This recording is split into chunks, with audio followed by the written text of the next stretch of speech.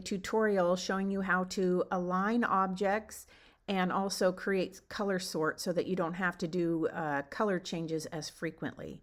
Now this is going to be a small project, so it would be easy to move the objects around so that it color sorts for you manually. And you can do that if you don't have Embrillance Enthusiast. But when you have a lot of different color changes back and forth and you want to sort them, it's really easy to do it within the tool if you have Enthusiast. So what we'll do first is we will copy this bow and paste it, and I'll move it down, and then I'm going to flip it upside down.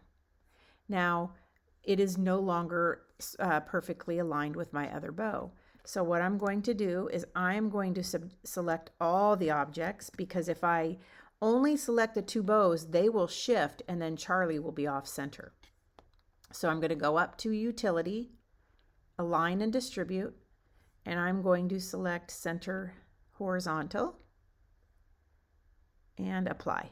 And you can see they all shifted and now they're centered, and I'll hit Close.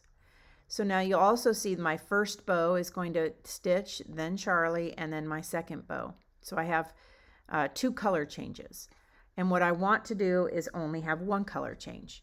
So I'm going to go back up to Utility, Color Sort, and it's going to give me this option. And it's going to give you an option of New View or Save It. Now, if you at all want to make any adjustments, I advise to save it, because once you've color sorted, you're not going to be able to easily make changes like you would prior. So I'm not going to save it just because this is an example. Once you've saved it, then you're going to hit New View.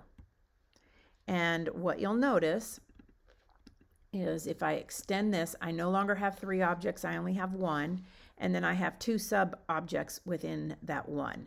So I've got first the 2 bows that's going to stitch out, and then I've got the name Charlie that's going to stitch out. And you can see that through the color switches right here.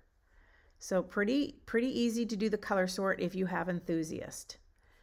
Hope that helps. If there's any other tutorials you'd like me to make, just let me know.